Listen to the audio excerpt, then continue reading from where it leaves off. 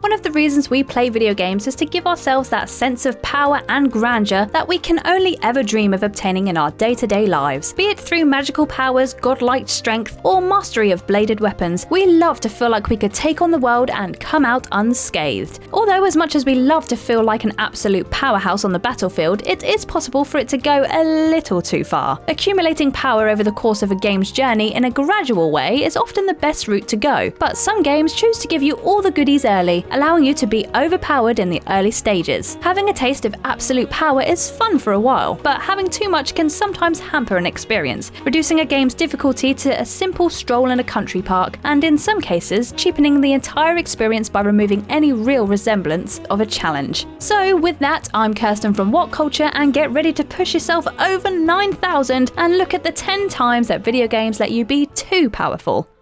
Number 10, Middle-earth: Shadow of Mordor. Harbouring many of the same issues that plagued the ARKHAM series, more on that in a bit, Middle-earth: Shadow of Mordor makes the grave mistake of giving players too much power too early in the game. The series' much-praised Nemesis system adds great depth to the game's challenge, as even the most mild-mannered goblin can quickly become a commanding officer with a grudge if you don't act accordingly. Your early game encounters with established Nemesis characters are tense affairs that really get your pulse racing. You start out as a somewhat adept warrior, barely holding your own against the lowliest of orcs. But fast forward a couple of hours in and you'll be an unstoppable force of nature, whose very name will make any nearby orcs soil their loincloth. With a whole host of godlike powers such as teleportation, mind control, and attacks that heal you as you cut down foes, the game poses little challenge as you graduate from small-time enemies to waging war against Sauron himself. It's certainly quite the rush to go in all guns blazing and tear your latest nemesis a new one, but in the late game it wears a little thin when you can make literally anybody your bitch.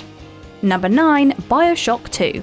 Our first excursion into the watery hellhole that is Rapture hits all the right notes for a horror game. You are a simple man struggling to survive a hostile environment by using any means necessary. All you had were small pools of ammo and strange new powers known as plasmids to help you topple Rapture's assortment of oddities and psychopaths. The most famous of these hellish adversaries were the Big Daddies, hulking, mechanical behemoths that would mercilessly pulverize you if you dared to get too close to them or their little sisters. Jump ahead to BIOSHOCK 2, however, and oh my, how the tables have turned. You are now playing as Big Daddy himself, able to dual-wield guns and plasmids on the fly. Your starter weapon was an enormous drill that tore through splices like a hot knife through butter, and each subsequent weapon you acquired gave you even more ways to repaint Rapture's many walls with viscera. It was a welcome change of pace from the first game's tension-filled fights, but as the game draws on, you become an unstoppable killing machine that even the toughest of Big Daddies will struggle to take down.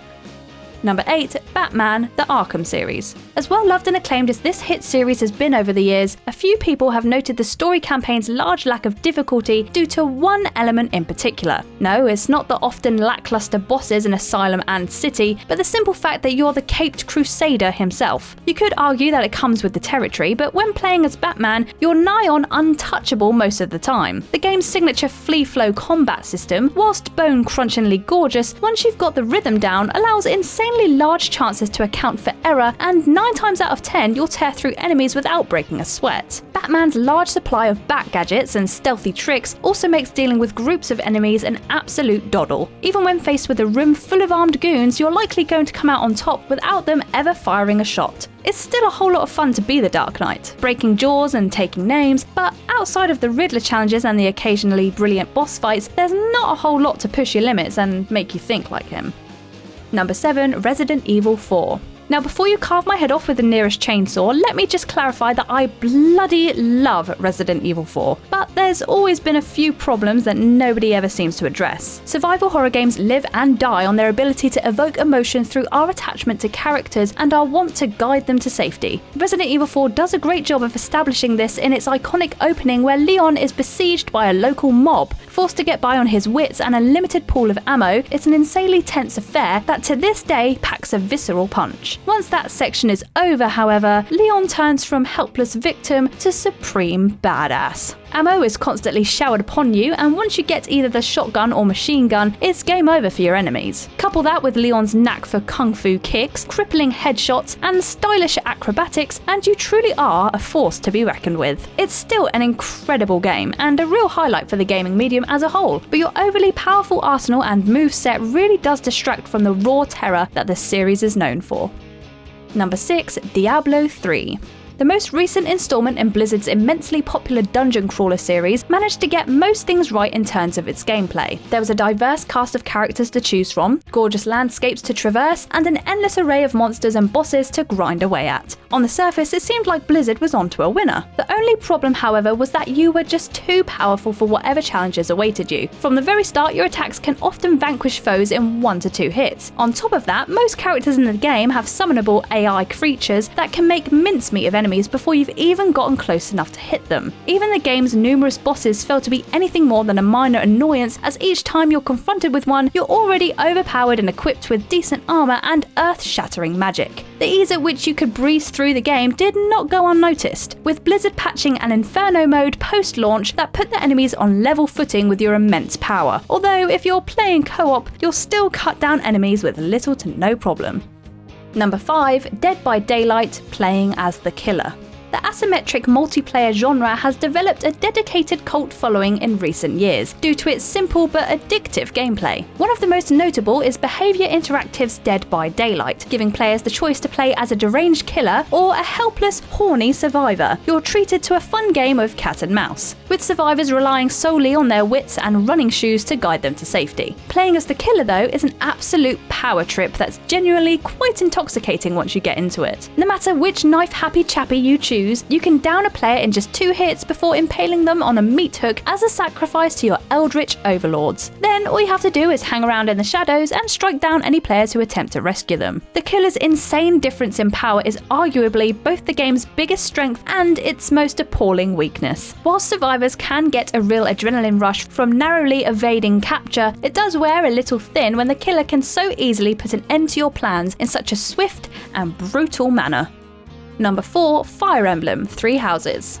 2019's Fire Emblem 3 Houses was a big deal at the launch, being the first mainline console release for the series since the Nintendo Wii. Fans were practically foaming at the nether regions for some console-based tactical warfare, and the game didn't disappoint. Well, aside from in the difficulty department, the Fire Emblem series built its reputation on a steep difficulty curve that separated the men from the boys. However, that reputation has waned somewhat in recent years. The 3DS iterations allowed players to deactivate the much-loved and maligned permadeath system, opening up the floodgates for more casual players. 3 Houses expanded on this even further by having the player character be an absolute unit, bolstering high damage, excellent evasive skills, and a knack for landing insane critical hits that feel almost game-breaking. This becomes even more outlandish when partways in, Byleth acquires a divine weapon and basically becomes a demigod. Even on the game's higher difficulty settings, Byleth is virtually unstoppable unless severely ganged up on by enemies, which tends to be a rare occurrence. 3 Houses is still an absolute gem of a game, but veterans of the series will find themselves clambering for a more taxing experience. Number 3. Prototype Series. A cult favourite from the 7th generation of consoles, the short-lived Prototype series was a glorious display of gore and ultra-violence that remains satisfying to this day. Putting players in the shoes of man-mutant Alex Mercer, a shape-shifting uber weapon with a temper problem, you can traverse a fast open world, causing bloody mayhem wherever you go. Whilst your powers start off relatively tame, with the odd sharp appendage here and an insanely large set of claws there, you're soon given an insane roster of abilities that make you a walking tornado of destruction. Each of your limbs will transform into giant blades, shields, and all manner of razor-sharp monstrosities that are tailor-made to tear through flesh. Aside from all the pointy limb shenanigans, you can also take the form of any passerby to evade capture, as well as consume any random person you see to regain health. Meaning the entire city is an all-you-can-eat buffet to keep you chugging along amidst all the carnage. By the end of the game, you're basically indestructible, and no matter what onslaught the military throws at you, all will be consumed by your ever-changing mass. Number 2. The Dynasty Warrior series. The epitome of if it ain't broke, don't fix it, the Dynasty Warrior series has been giving fans their fix of mindless hack-and-slash action for a staggering 23 years now. Over its many installments, the franchise has allowed players to fight as countless warriors lifted from the Chinese history books and forge their own path on the battlefield. However, one thing remains a constant across each game in the series, and that is your immense power in combat. No matter which character you choose, you're always going to be an absolute powerhouse compared to almost everyone else on the battlefield. Each swing of your trusty weapon can easily mow down a handful of soldiers, and extremely overpowered EX attacks are truly devastating, sending your kill count into the triple digits within a few short minutes. Buddy up with a friend in co-op and the two of you will unleash a massacre the likes of which have never been seen before. The only real obstacle that stands in your way are each stage's boss characters, but players know their way around Dynasty Warrior's simple yet charming combat system will make short work of them in no time. Number 1. Saints Row 4.